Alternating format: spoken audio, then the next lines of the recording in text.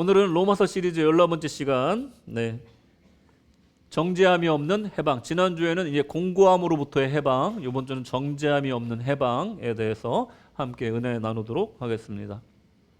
제가 한국을 갔다 왔잖아요. 근데 못한 곳도 참 많지만 못 간 곳도 많고 시간이 짧고 갑작스럽게 가서 그랬지만 가장 아쉬운 것 중에 하나가 뭐냐면 제가 꼭 보고 싶었던 연극이 하나 있었어요. 그게 뭐냐면 괴테의 파우스트라는 작품이었습니다.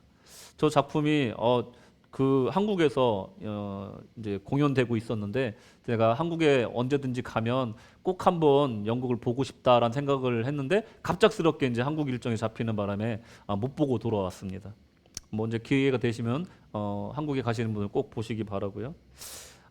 괴테 파우스트라는 이 작품은 이 욥기에서 영감을 받은 작품입니다. 욥기에 있는 그 장면에서 영감을 받아서 이제 이 괴테라는 이제 대문호가 평생을 기획하고 쓰면서 죽는 날까지도 쓰다가 죽은 정말 대작 중의 대작이고 명작이라고 손에 꼽히는 작품입니다. 이 파우스트라는 작품에 욥기의 영감을 받은 이 하나님의 법정이라는 씬이 등장을 하는데 그 장면에서 사탄이 형식적으로는 하나님께 예의를 지키면서도 그 사탄 특유의 교활함과 이 건방진 태도로 하나님께 내기를 거는 장면이 나와요. 도전을 한 거죠. 이 욥기에서나 파우스트에서나 이 사탄의 역할은 인간의 잘못을 찾아내고 인간의 죄악됨을 기소하는 역할로서 그려지고 있습니다. 그러니까 인간이 얼마나 교활하고 악한지 하나님께 일러 바치는 역할인 거예요. 낱낱이 고하고 있는 역할로 등장한다는 거예요. 파우스트에서 사탄은 이렇게 얘기를 합니다. 주여, 인간들은 하나님이 주신 이성을 짐승만도 못하게 사용합니다. 머리로는 별을 노래하고 육체로는 더럽고 추악한 욕정을 품고 있지요. 사탄은 오늘도 하나님의 법정에서 우리를 향해서 기소하고 있다는 거예요. 주여, 저들은 구원받을 가치가 없는 존재들입니다. 이렇게 얘기한다는 거죠. 인간들이 이 땅에서 살면서 끊임없이 정죄와 선과 악, 의와 불의 사이에서 이 공고함에 빠져서 고통받고 사는 존재가 바로 인간이라는 거예요. 이 세상에는 온전하게 선한 사람도 없고 온전하게 악한 사람도 없다는 거예요. 그게 바로 인간이라는 것입니다. 어떤 이들은 그 공고함의 고통도 모른 채 살아가는 사람들이 있어요. 이 고통은요, 어디서 기인했는가? 인간은 선하고 온전한데 괜히 사탄이 정죄하고 또 고통 주는 것이 아니라는 것입니다. 놀랍게도 이 사탄의 기소는 대부분이 사실이라는 거예요. 이미 이 땅은 사탄이 할 일이 없을 정도로 죄악이 만연했습니다. 오히려 이 고통과 곤고는 인간이 자초한 일들이 대부분이라는 거예요. 죄를 지은 아담을 통해 이 땅의 아버지들은 수고를 하여야 식물을 얻을 수 있게 되었습니다. 또한 어머니들은 출산의 고통을 겪어야만 했고 그 외에도 많은 고난을 겪어야 했습니다. 이 고통과 고난과 저주는 여전히 우리까지 이어지고 있습니다. 하지만 인간의 마음은 언제나 선한 데만 있지 않습니다. 파우스트에 등장하는 순수한 여주인공은 이 큰 죄를 짓게 되며 그의 곤고한 심정을 고백하는데 인간의 이중성을 보여주는 대사를 합니다. 무엇이냐? 나는 다른 누군가 죄를 지을 때마다 신이 나서 같이 욕을 했어요. 남의 죄는 한없이 검게 보였고 그 죄를 더 검게 칠하려고 내 혀에도 검은 칠을 했지요. 그렇게 하다 보니 나 자신이 그렇게 검게 되어버리고 말았어요. 하지만 나를 그렇게 몰고 간 그 모든 것은 하나님 맙소사 너무나 달콤했고 너무나 소중했어요. 이렇게 고백하는 대사가 나옵니다. 인간의 이 죄와 선을 오가는 이중성은 사탄에게 더 큰 힘을 실어주는 요소가 됩니다. 사탄은 더 강력하게 우리를 기소합니다. 인간은 정죄받아 마땅하고 더 나아가 멸망하는 형벌을 받아도 되는 존재라고 기소합니다. 인간은 노력을 하면 할수록 방황하는 존재입니다. 누가 인간을 이 사망의 몸에서 건져낼 수 있겠습니까? 바로 오늘 본문은 이런 절망적인 상황에서 외치는 해방의 외침입니다. 그리스도 예수 안에 있는 자에게 결코 정죄함이 없도다. 할렐루야. 오늘 본문의 말씀이 이 외침이라는 거예요. 하나님은 사탄의 모든 기소를 기각하십니다. 죄의 몸에 살고 여전히 죄를 짓던 우리를 향한 이 사탄의 모든 기소를 하나님은 무효화시키십니다. 그리고 우리를 해방시켜 주십니다. 자, 지금부터 오늘 말씀을 통해서 이 정죄함이 없는 인생과 죄와 사망에서 해방된 인생의 의미에 대해서 좀 심도 깊게 살펴보도록 하겠습니다. 자, 정죄함이 없는 해방된 인생을 위해서 첫 번째로 우리가 알아야 될 것은 이제 정죄함이 없는 해방을 알기 위해선 정죄함이 있을 때는 어떠한가를 먼저 알아야겠습니다. 자, 정죄라는 것 여러분 어떤 단어로 느낌이 오십니까? condemnation이라는 영어 단어인데 뭐 한자로 말하면 죄를 정하다 이렇게 말할 수 있겠습니다. 일반적으로 비난하다 뭐 이런 감정적인 단어로 우리에게 오는 것 같아요. 하지만 이 정죄라는 단어는요 이런 감정적인 용어가 아닙니다. 일상에서 사용하는 단어는 아니죠. 그러니까 일종의 법정 용어입니다. 그래서 정죄는 형을 확정하는 과정을 지칭하는 단어예요. 이 과정을 지칭하는 단어입니다. 그래서 이 정죄의 과정을 좀 보면 먼저 기소를 해요. 기소라는 건 뭐냐면 최초 저 사람이 죄가 있어 보입니다 하고 주장하는 것을 기소라고 그래요. 그러니까 뭐 심증이나 아니면 정황적인 증거, 정황상의 증거가 있다라는 것을 발견하고 다툴 여지가 있겠다 해서 이것을 기소하는 거예요. 법정에다가.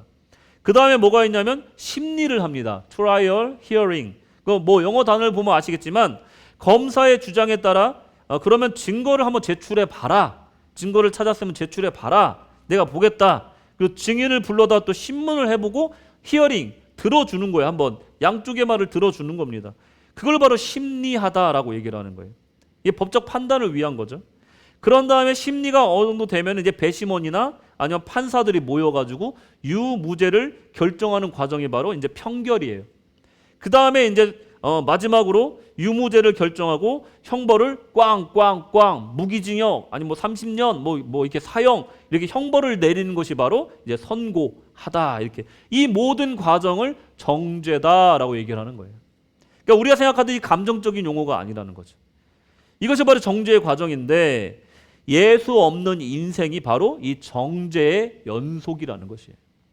기소받고 죄를 밝혀지고 평결을 받고 또 사형죄다 꽝꽝꽝 선고를 받는 이 정죄의 과정이 한없이 끝없이 이어지고 있는 것이 예수 믿지 않는 삶의 궤적이다.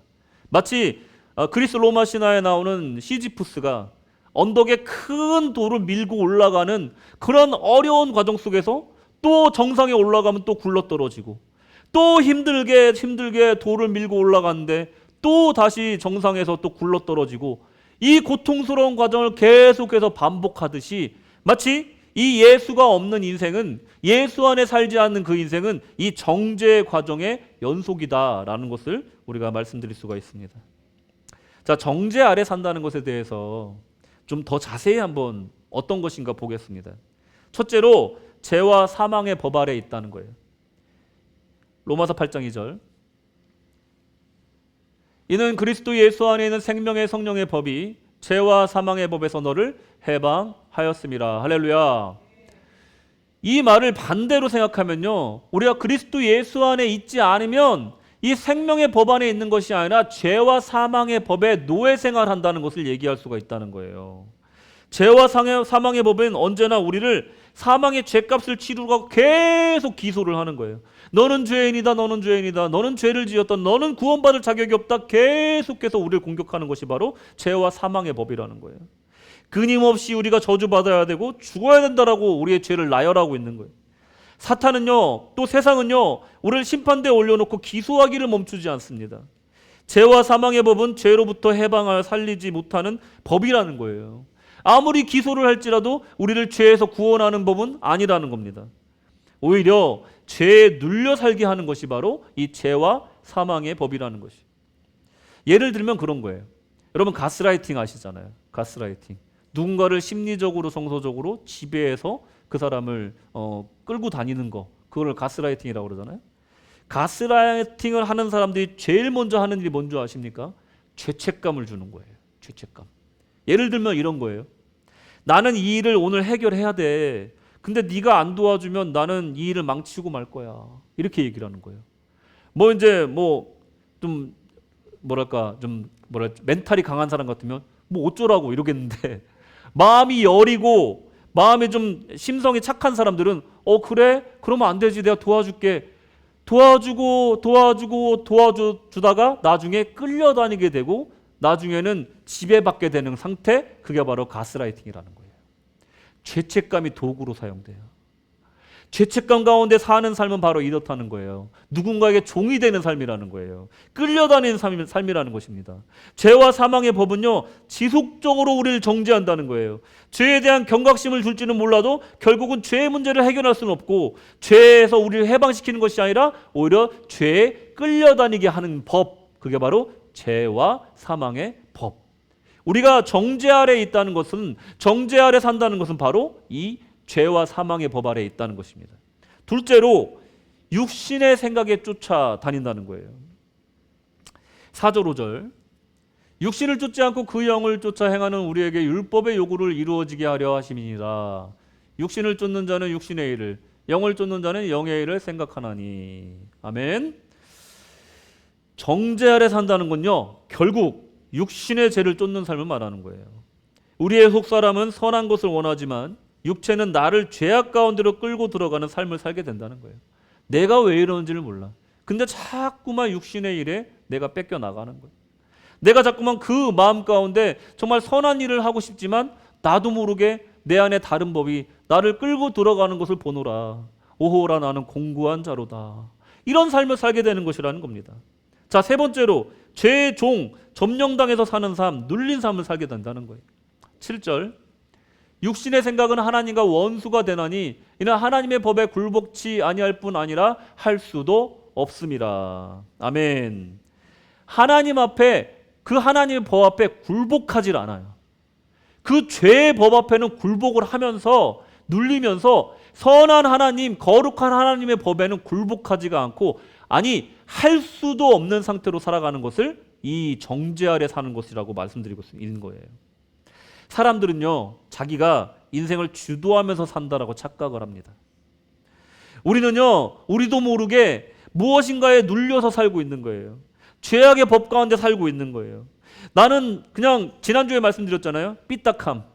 나는 그냥 그 장난스러운 그 삐딱함이 처음엔 장난으로 시작했을지 모르겠지만 이 말씀처럼 나중에는 하나님과 원수가 되는 결과를 낳는다는 거예요. 나는 정말 이 하나님과 정말 평화하고 싶고 화평하고 싶은데 나도 모르게 죄를 짓는 거예요. 나도 모르게 삐딱함이 발현되는 거예요. 사람들은 자기가 주도한다고 생각하지만 그렇지 않다는 거예요. 어떤 사람들은요, 다른 사람들을 맞춰주며 살다가 자기가 정말로 원하는 게 뭔지를 몰라요. 자기한테 정말 유익한 게 뭔지를 모르고 다른 사람한테 맞춰주며 살다가 인생이 끝나는 경우가 있습니다. 정작 자기가 원하는 것이 뭔지, 자기 감정이 어떤지를 정말 관심 가질 수 없고 오직 다른 사람의 감정에만 더 깊이 관여하고 그거 맞춰주다가 인생이 끝나는 경우가 정말 많다는 것입니다. 또 한 가지는 뭐냐면 자기 신념에 묶여 사는 사람이 있다는 거예요. 자기 신념. 그 자기 신념이 믿음인 것으로 착각하고 사는 사람들이 있다는 거예요. 제가 최근에 읽은 책 중에 신념의 죄라는 책이 있었습니다. 신념의 죄. 여기서 뭐라고 얘기하냐면 성경대로 산다고 하지만 그 누구도 성경대로 사는 사람은 없다. 모두 자기의 신념대로 살 뿐이다. 이렇게 얘기를 합니다. 우리는 모두 성경대로 산다고 얘기하지만 사실은 자기만의 해석, 자기만의 주장, 자기만의 생각 가운데 신앙생활을 하고 있는지도 모르겠습니다. 율법을 따르려고 하지만 결국 자신만의 해석과 적용이 담긴 계명을 만들고 그 계명에 따라 살다 보면 정작 하나님 뜻과 너무 멀리 와서 나도 힘들게 하고 내 이웃도 힘들게 하는 계명을 만들어 버린다는 거예요. 그것이 나의 신념이라는 것입니다. 마찬가지로 우리가 죽기 살기로 지키려고 하는 나의 옳은 생각, 그것을 붙들려고 할 때면 역설적으로 올바른 생각을 하나님보다 더 신뢰하게 된다는 거예요. 나의 신념을 하나님의 말씀이나 하나님보다 더 중요하게 생각하는 이런 오류에 빠지게 된다는 것이에요. 하나님을 믿는다는 것은 무엇입니까? 하나님 그 자체를 대상화하는 거예요. 하나님을 믿는 거잖아요. 근데 우리는요, 가끔 그 하나님을 믿으면서 파생되는 그 내용에 유혹받을 때가 있다는 거예요. 무슨 말입니까? 하나님을 믿어야 되는데 하나님을 믿기 위해서 만들어진 종교적인 교리나 아니면 신념에 우리 모든 믿음을 건다는 거예요. 인칭 단어 who, what. 그러니까 하나님을 우리가 믿어야 되는데 what, what. 무엇을 믿을까 하는 거에 자꾸만 우리 마음을 뺏겨버린다는 거예요. 여러분 가끔 이제 저도 이제 장로교에서 신학을 했고 장로교에서 신앙생활을 시작했고 그리고 장로교에서 신앙생활을 오래 했습니다. 사관이 되려니까 이제 감리교 신학을 좀 배워야겠더라고요. 사관학교에서 배웠어요.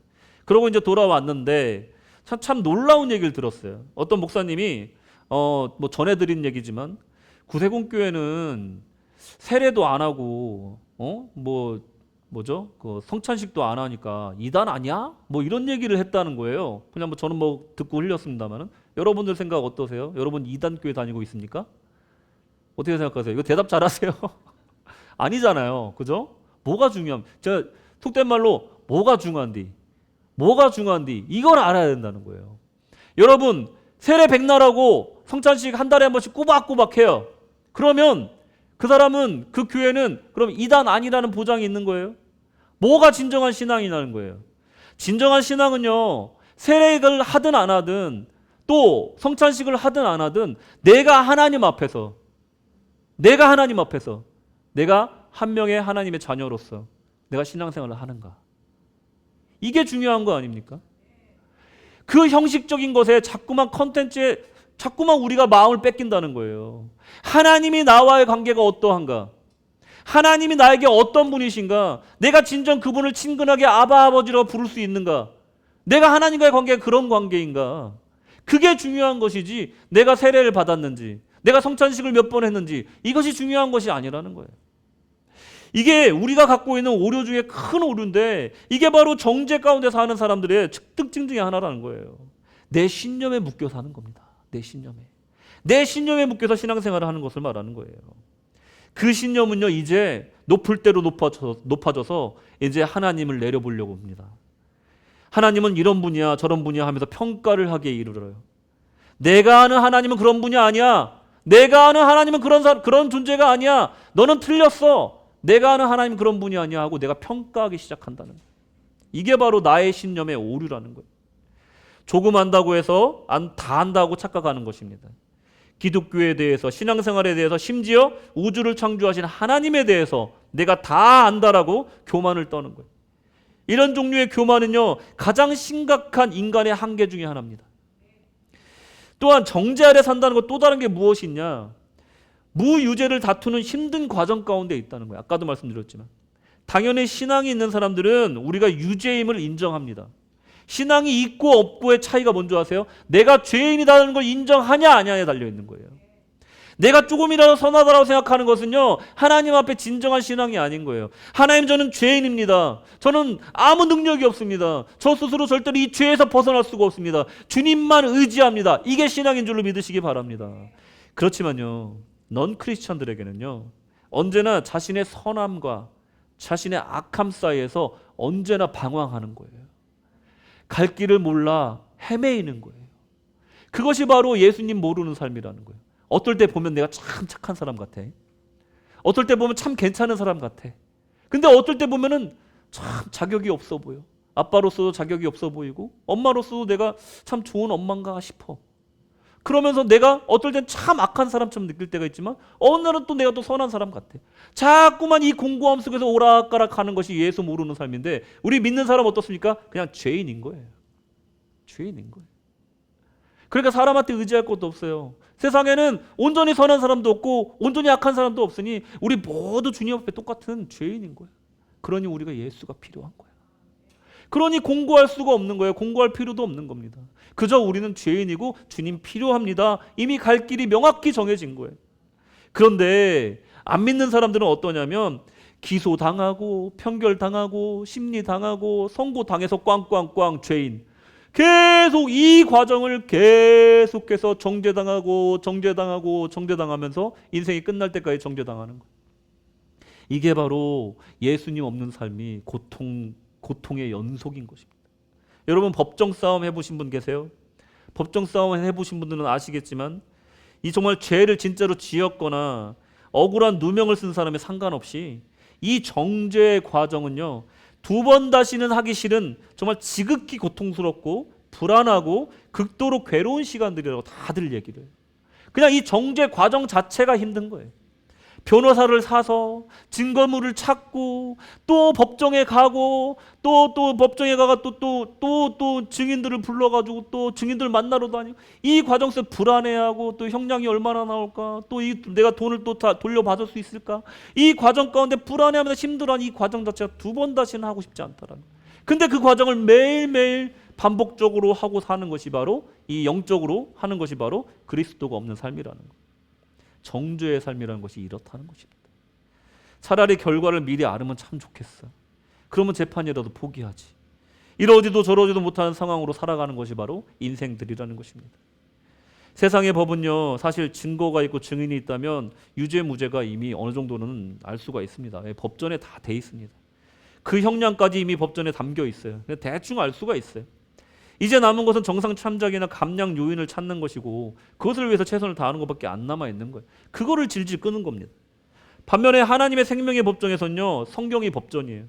우리 모두 이 법정에 서게 된다는 것입니다. 그래서 중요한 게 뭐냐? 네 번째로 가장 중대한 위법 사항을 우리가 안고 살아간다는 것이 이 정죄 아래 산다는 것입니다. 가장 중대한 위법이 뭘까요, 여러분? 그것은 바로 하나님을 믿지 않는 죄. 이것을 우리가 안고 산다는 거예요. 예수님 믿지 않는 사람이. 여러분, 다른 죄들은요, 뭐 어떻게 형벌마다 다 다를 수 있겠지만 상황에 따라 다를 수 있겠지만 이 하나님을 믿지 않는 죄, 이 죄는요 형벌이 딱 하나만 정해져 있어요. 그건 뭐냐? 로마서 6장 23절. 죄의 싹은 뭐라고요? 사망이요. 하나님 믿지 않는 죄는 그 형벌이 딱 하나인데 그게 뭐냐? 사망이라는 거예요. 사망. 오늘 본문 첫 구절에서 말한 이 정죄는요, 이것에 대한 정죄를 말하는 거예요. 그러니까 그리스도 예수 안에 있는 자에게는 결코 정죄함이 없나니, 이 말은 뭐냐면 그리스도 예수 안에 있는 자에게는 이제 사망이 없다는 것을 얘기하고 있는 거예요. 그러니 단순히 사람과 사람 간의 어떤 비난이나 어떤 비판을 말하는 것이 아니라 이 정죄가 영혼이 살고 죽는 지극히 영적이고 중대한 문제에 관련된 정죄라는 거예요. 이 땅에 사는 동안에 이 정죄를 무시하고 살 수는 있습니다. 왜 무시하고 살 수가 있습니까? 로마서 3장 25절. 그러므로 이제 3장 25절. 하나님께서 길이 참으시기 때문에 그래요. 우리가 이 땅에 살면서 이것을 무시하고 살 수가 있어요. 죄를 지으면서도, 하나님 믿지 않는 죄를 지으면서도요, 그 판결을 받지 않고 살 수도 있어요. 하나님이 길이 참아주시니까. 그리고 우리의 죄를 간과해 주시기 때문에 그렇습니다. 이 간과란 단어는요, 죄를 눈 감아주고 용서해 준다는 게 아니에요. 이 간과란 단어는요, 잠시 임시로 넘어가 주는 거예요. 그리고 유보시켜 주시는 거예요. 최후 심판날까지.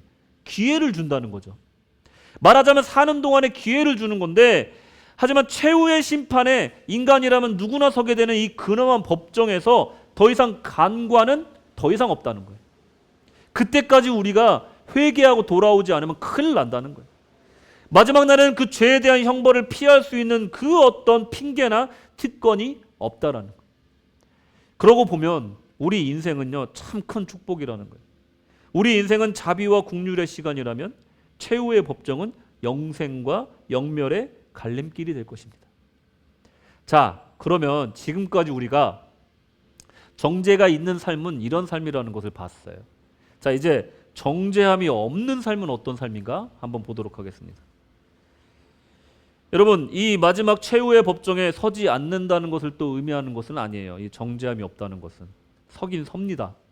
두렵고 떨리는 마음으로 우리가 이 최후의 법정에 서겠죠. 정말 두려울 것 같아요. 정말 그 영벌과 영생의 갈림길에 서는 것이 어떻게 두렵지 않겠습니까? 우리를 그리스도께서 근데 옆에 서게 해주신다는 거예요. 하나님 우편에 앉아 계셔서 우리를 보증해 주신다는 거예요. 두렵고 떨리게 그 심판대 앞에 섰는데 저기에 내가 아는 사람이 계신 거예요. 누구예요?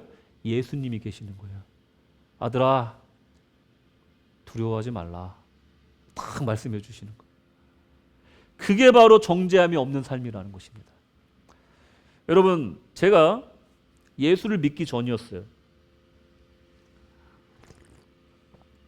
한 6학년쯤, 초등학교 6학년쯤이었던 것 같아요. 어두컴컴한 밤에 방에서 제가 혼자 잠을 자고 있다가 새벽에 무언가에 이끌려서 잠이 깹니다. 깼는데 여전히 캄캄하죠. 달빛도 별빛도 없는 밤이었어요. 그냥 캄캄한 밤에 그 방에서 홀로 잠에 깬 거예요. 근데 문득 드는 스쳐가는 생각이 뭐냐면 이 생각이 딱 스쳐가. 내가 이렇게 죽으면 어떻게 될까? 예수 믿는 적도 아니에요 그때가. 근데 그 생각이 확 스쳐가는 거예요. 그러더니 아, 이렇게 깜깜한 곳에 내가 영원토록 버려지겠구나. 그 생각이 탁 드는 거예요. 그러면서 이거는 여러분 그런 뭐랄까 통곡을 해보신 적이 있는지 모르겠지만 나도 모르게 엉엉거리고 울기 시작하는 거예요. 눈물이 하염없이 나오고요. 내가 절제할 수 없을 만큼 꺽꺽거리면서 울고 있는 저를 발견. 나중에 정신 차리고 보니까 내가 울고 있더라고요. 그렇게 넘어가고 내가 예수를 믿고 나니까 아, 하나님께서 나에게 이런 영적인 경험을 미리 주셨구나. 누군가 전도하면 바로 교회 갈 수 있게끔 내 마음을 준비시키셨구나. 그런 걸 깨닫게 되더라고요. 여러분, 이것이 바로 우리가 정죄함을 해결하지 못하면 이렇게 된다는 거예요. 성령의 법 아래 산다는 것이 정죄함이 없는 삶이고요. 이 사망의 법에서 해방받는 것을 말하는 거예요. 더 이상 기소가 없고 심의가 없고 편결이 없고 선고가 없는 것이 바로 이게 정죄가 없는 삶이라는 거예요. 로마서 8장 10절에 또 그리스도께서 너희 안에 계시면 몸은 죄로 인하여 죽은 것이나 영은 의로 인하여 산 것이라. 6장 6절 우리가 알거니와 우리 옛사람이 예수와 함께 십자가에 못 박힌 것은 죄의 몸이 멸하여 다시는 우리가 죄에게 종노릇하지 아니하려 함이니라. 정죄함이 없다는 것은요, 법정 용어로 말하면 공소권 없음이 된다는 거예요. 법적으로 세 가지 경우가 있습니다. 공소권 없음이라는 것. 첫 번째로 공소시효가 만료되는 걸 말해요. 그리고 두 번째로는 검사나 판사가 재량권으로 기소를 포기한 경우. 세 번째로는요, 이것은 피의자가 사망했을 경우에 공소권 없음으로 더 이상 재판하지 않습니다. 우리의 육은요, 그리스도와 함께 죽었다는 거예요. 이제 더 이상 정죄가 없다는 거예요. 공소권 없음이라는 겁니다. 우리는 거듭난 새 생명이라는 거예요. 예전에 옛사람 나는 그리스도와 함께 십자가에 못 박혀 죽었다는 거예요. 그래서 더 이상 우리에게 정죄함이 없다는 것입니다. 우리가 그리스도와 함께 죽었으니 이제는 우리는 장사되었으니 이제 예전의 나는 없고 나는 새로운 이름, 새로운 생명으로 살아났다. 그러니 예전의 정죄, 예전의 죄는 나와 상관이 없다. 그것이 바로 이 공소권 없음, 더 이상 정죄함이 없음의 삶이라는 것입니다. 장자에 보면요, 핵심 사상이 있어요. 그게 뭐냐면 오상아라는 사상이 있어요. 오상아. 가운데 글자 많이 보신 글자잖아요. 나 오자, 나 아자. 나 자신을 스스로 장사해버린다, 이런 뜻이에요. 태어날 때 갖고 나온 나가 오예요. 태어날 때 갖고 나온 내가 오예요. 이것을 나 스스로 장사해버리고 새로운 인생을 사는 거예요. 그것을 바로 오상아라고 얘기를 해요. 이것은 물론 성경적인 철학은 아닙니다. 하지만 여기에서 우리가 가질 수 있는 통찰이 있어요. 우리의 복음은 정말 놀라운 것인데 이 복음의 놀라움에 대해서 우리가 모르고 살 때가 있어요. 그저 그리스도인이 된다는 것이 매주 주일날마다 교회에 나오는 삶으로 그 삶의 라이프 스타일이 바뀌는 정도가 아니라는 거예요. 그리스도인이 된다는 것은요, 그리스도와 함께 죽는 것을 말하는 것입니다. 그리고 그리스도와 함께 다시 살아나는 것을 말하는 거예요. 나를 장래 치르는 것이고 나를 다시 부활시키는 것을 말하는 거예요. 그게 바로 우리의 복음의 놀라운 점이라는 거예요. 하나님의 구원의 역사는요, 있는 것을 조금 고치는 것이 아니에요. 이노베이션이 아니라는 것입니다. 하나님의 역사는요, 옛사람을 죽이고 새로운 피조물로서 재창조하는 역사를 말하는 거예요. 그래서 사망이 쏘는 것이 무력해지는 겁니다. 정죄가 더 이상 효력이 없는 것입니다. 더 이상 우리를 정말 누르지 못한다는 것이에요.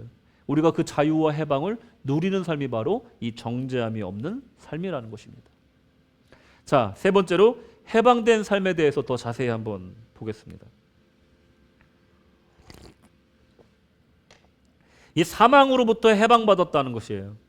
해방된 사람은요, 구체적으로 어떤 변화가 있냐 물어보면 제일 먼저 생각나는 게 뭐냐면 사망이 두렵지 않게 된다는 거예요. 여러분, 11절을 보시면요, 예수를 죽은 자 가운데서 살리신 이의 영이 너희 안에 거하시면 그리스도 예수를 죽은 자 가운데서 살리신 이가 너희 안에 거하시는 그의 영으로 말미암아 너희 죽을 몸도 어떻게 한다고요? 살리시리라. 할렐루야. 인간의 가장 근원적인 두려움이 뭡니까? 죽음이에요. 죽음. 제가 그 6학년 때 그것을 경험한 것 같아요. 그 근원적인 두려움. 죽음이 모든 것을 끝내버리는 것, 모든 것을 중단시키는 것이 무서운 거 아니겠습니까? 죽음 자체가 두려운 것이 아니잖아요. 그 후가 두려운 거 아니겠습니까? 사실 죽음의 결과가 더 두려운 것은 바로 그 후가 두렵기 때문에 그런 거예요. 죽음은 품었던 꿈도, 누리고 싶었던 행복도, 보고 싶었던 미래도 앗아가 버립니다. 죽음은 곧 파멸이에요. 이 죽음이 두렵지 않게 되는 것이 진정한 신앙의 힘이고 또 이 정죄를 벗어난 해방된 삶이라는 것이에요. 그러니 그것이 우리가 두렵지 않는 이유가 있다는 거예요. 오늘 말씀 읽은 것처럼 우리가 죽더라도 우리가 그리스도로 말미암아 산다면 그리스도로 말미암아 우리가 어떻게 된다고요? 죽을 몸도 살리시리라. 죽어도 그리스도께서 우리를 살리실 거기 때문에 죽음이 두렵지가 않은 거예요. 왜 두렵지 않겠습니까? 죽는 것이 두렵죠, 당연히. 내가 죽는 것이 두렵지 않다라고 말하는 건 다 거짓말이에요. 죽음은 두려운 게 맞아요. 그런데 그 죽음을 더 이상 두려워하지 않고 이길 수 있는 힘은 뭐냐면 살리실 것임을 믿기 때문에 그렇다는 것입니다. 영생을 믿기 때문에 그렇다는 거예요. 고린도전서 15장 55절 56절을 보시면 사망아 너의 이기는 것이 어디 있느냐? 사망아 너의 쏘는 것이 어디 있느냐? 사망에 쏘는 것은 죄요 죄의 권능은 율법이라. 더 이상 우리에게 정죄함이 없다는 것은 뭐냐면 이 사망이요. 죄의 싹은 사망인데 사망이 쏘는 것은 죄예요. 근데 우리에게 죄가 없는 거예요. 그러니 우리에게 쏠 게 없는 것입니다. 그리스도로 말미암아 우리는 의롭다 여김을 받았어요. 그러니까 우리에게 쏠 죄가 없는 것입니다. 그러니 우리는 사망을 무서워할 필요가 없게 되었다라는 것입니다. 사망에 쏘는 거 백날 쏴봐야 우리를 맞추지 못한다는 것입니다. 죄의 권능은 율법이다. 우리 율법 아래에 있는 사람이 아니라는 거예요. 은혜 아래에 있는 사람이기 때문에 이 말씀처럼 우리는 사망과 상관없고 율법과 상관없고 정죄와 상관없는 사람이 되었다라는 것입니다. 그러니 사망이 두렵지 않다. 사망을 이길 수 있다. 정죄를 이길 수 있는 존재가 되었다라는 것입니다. 오직 그리스도로 말미암아 성령의 법이나 나를 생명으로 소생케 해주시는 그 은혜 가운데 산다는 것입니다. 14절 15절 보시면 무릇 하나님의 영으로 인도함을 받는 그들은 곧 하나님의 아들이라. 너희는 다시 무서워하는 종의 영을 받지 아니하였고 양자의 영을 받았으므로 아바 아버지라 부르짖느니라. 이 구원하심을 통해서 우리가 얻는 것이 죽음에 대한 공포에서 벗어나는 것뿐만 아니라 더 귀한 것을 얻게 된다는 거예요. 그것은 바로 하나님의 영으로 인도함을 받는 삶을 살게 돼요. 하나님의 영으로 인도함을 받으면 어떻게 되냐면 그 결과 우리의 신분이 바뀌는데 그것이 뭐냐? 자녀가 된다라는 거예요. 아버지를 아버지 하고 부를 수 있게 된다는 걸 말하는 거예요. 단순히 죽음을 두려움에서 벗어난 것뿐만 아니라 우리가 이제는 새로운 인생으로 새로운 신분으로 살 수 있게 되었다라는 것입니다. 죄의 아들이었던 우리가, 사탄의 자녀였던 우리가 이제 하나님으로부터 그 죄에서 건짐받아서 이제 양자가 되었다라는 거예요. 그래서 이제 용기 내어서 한번 불러보는 거예요. 아바, 아버지 불러보는 거예요. 그리고 이제 아버지라 부르면서 살 수 있게 되었다라는 것입니다. 그리고 우리가 이렇게 살아가는 동안에도 여전히 우리에게는 정죄가 있을 거예요. 16절에 성령이 친히 우리 영으로 더불어 우리가 하나님의 자녀인 것을 증거하시나니. 나는 하나님의 자녀다. 세상 속에 외치고 다니면 세상 사람들 뭐라고 그래요? 야, 네가 하나님의 아들이야? 말도 안 되는 소리 하고 있어. 하겠죠. 하지만 우리를 보증해 주시는 분이 있는데 그게 누구냐? 성령님께서 우리를 보증해 주신다는 거예요. 이제는 하나님의 아들이 맞다. 이제는 하나님의 딸이 맞다. 증거해 주신다는 거예요. 세상은 우리를 정죄합니다. 너는 구원받을 자격이 없어 하고 공격할 거예요. 너는 하나님의 자녀가 아니야. 네가 무슨 하나님의 자녀야 하고 공격할 거예요. 너의 연약함을 봐봐. 어떻게 하나님의 아들이 그렇게 약하게 신앙도 없이 살아가냐. 우리를 저주하고 공격할 거라는 거예요. 사망은 우리의 죄를 계속해서 쏠 거고 우리에게 상처를 내려고 할 겁니다. 사탄은 다양한 욕망으로 우리를 유혹하고 마치 고양이가 새양지를 가지고 놀듯이 우리를 농락하고 또 싱싱한 살덩이를 찾아 헤매는 맹수처럼 우리의 영혼을 향해 침을 흘릴 것입니다. 예전 같으면 부모를 잃고 도시의 뒷골목에 버려진 아이처럼 온갖 수모를 당하겠지만 이제는 다르다는 거예요. 이제는 달라요. 이제는 하나님이 나의 아버지십니다. 성령께서 나의 보혜사가 되시고 나의 보디가드가 되어주신다는 거예요. 나의 보호자가 되어주신다는 거예요. 나의 신분을 보증하고 악한 소나기에서 무도한 공격에서 나를 건져내 주신다는 것입니다. 우리는 성령의 보호를 받으며 성장해 나아갈 것이라는 거예요. 우리가 왜 성장해야 되냐면요, 그저 해방된 삶을 그저 어린아이처럼 보호받고 가르침만 받고 계속해서 성령님에게 붙어서 정말 어린아이처럼 사는 것이 끝이 아니라는 것이에요. 우리가 장차 해야 될 일이 있습니다. 그것을 말하고 있는 것이 17절 말씀입니다. 자녀이면 또한 후사 곧 하나님의 후사요, 후계자가 된다는 것입니다. 후계자가 된다는 거예요. 우리가 나아갈 방향이 바로 이거예요. 이제 성령님께서 우리를 보호하시고 우리를 키워주세요. 거기에 멈추면 안 된다는 거예요. 이제 하나님의 후계자가 돼야 된다는 거예요. 커 나가야 된다는 겁니다. 유산을 받아 상속받아서 그 권리를 누려야 된다는 것입니다. 하나님의 모든 권한을 물려받았다는 것인데 그것을 이제 받을 만한 그런 왕자로 자라나가야 되고 공주로 자라나가야 된다는 거예요. 왕자가 아무리 많아도 아무에게나 그 왕위를 물려주지 않습니다. 받을 만한 왕자에게 왕위를 물려주는 거예요. 우리가 성령을 통해서 보호받고 훈련받고 성장하였다면 이제 받을 만한 권리가 있는 것입니다. 교회를 위해서 하나님의 나라와 그 뜻을 위해서 주어지는 모든 권세를 이어받은 맏아들의 권리를 갖게 되는데 이것을 우리가 누려야 된다는데 마태복음 28장 18절 예수께서 나와 일러 가라사대 하늘과 땅의 모든 권세를 내게 주셨으니 그러므로 너희는 가서 모든 족속으로 제자를 삼아 아버지와 아들 성령의 이름으로 세례를 주고 아멘. 이 권세를 주셨다는 거예요. 이 권세. 그리고 이 일을 할 수 있게끔 우리에게 가업으로 물려주셨다는 거예요. 그리고 마지막으로 해방된 사람이 누리는 영광은 바로 주님과 참여하는 것입니다. 주님의 일은요 이런 것들이에요. 주님이 보여주신 거 있잖아요. 이 땅에서 보여주신 거. 왕이자 제사장이고 선지자의 삶을 사는 것이잖아요. 그리고 고쳐주고 가르치고 전파하고 사랑하는 것. 그걸 우리에게 알려주셨잖아요. 이거 하라는 것입니다. 자녀의 후사와 권세를 받았다면 그것을 가지라고 쓰라고 누리라고 주신 거예요. 20절에 보시면 내가 너에게 분부한 모든 것을 가르쳐 지키게 하라. 볼지어다 내가 세상 끝날까지 너희와 항상 함께 있으리라 하시니라. 지금도 우리와 함께 하신다는 거예요. 주님이 이 땅에 계실 때 분부하신 것들을 하나하나 떠올려 봅시다. 그것을 하라는 것입니다. 주님의 일을 생명을 살리고 소망을 주고 귀하고 가치 있는 이 영광스러운 일임에도 동시에 분명 고난도 따를 것이라고 17절에서 말하는데 자녀이면 또한 후사 곧 하나님의 후사요 그리스도와 함께한 후사니 우리가 그와 함께 영광을 받기 위하여 고난도 함께 받아야 될 것이니라. 뭘 또 받아야 된다고요? 17절 주세요. 17절. 네. 무엇을 또 받아야 된다고요? 고난도 함께 받아야 될 것이다.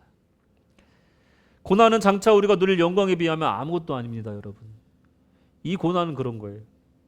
주의 일과 뜻을 이루기 위한 고난을 기꺼이 겪으면서 우리는 아들의 자격을 갖춰 나가는 거예요. 자녀의 자격을 갖춰 나가는 겁니다. 어려운 시기를 함께한 전우가 친구가 더 끈끈한 관계를 맺듯이 우리도 생명을 살리는 영광스러운 일을 하면서 또 주님과 동행하면서 그 고난을 겪어내면서 하나님과 어떻게 되겠습니까? 더 끈끈하고 깊은 관계로서 발전해 나간다는 거예요.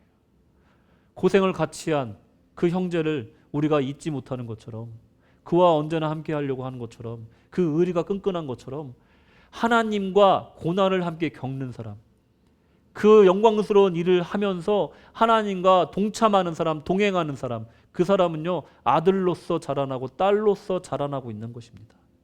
관계가 화목하여지고 있다는 것이. 그러니 정죄가 없는 삶으로 만족하는 것이 아니고 사망을 두려워하지 않는 그 삶으로 만족하는 것이 아니라 하나님의 후사로서 하나님의 자녀로서 세워져 나가는 그 삶을 우리가 바라보고 신앙생활을 해야 될 줄로 믿습니다. 결론입니다. 하나님은 우리를 법적으로 완벽하게 무죄 선고를 내려주셨습니다. 더 이상 우리에게 정죄함은 없습니다. 우리는 그 누구의 정죄를 받을 수도 없고 그 누구도 정죄하면 안 됩니다. 그것은 우리가 원래 죄가 없어서도 아니고 그럴 만한 선한 일을 해서도 아니며 억울하게 누명을 쓴 것도 아니에요. 여전히 우리는 죄인입니다. 오히려 한편으로 선을 원하나 한편으로는 죄의 쾌감에 매여 살던 우리들이라는 거예요.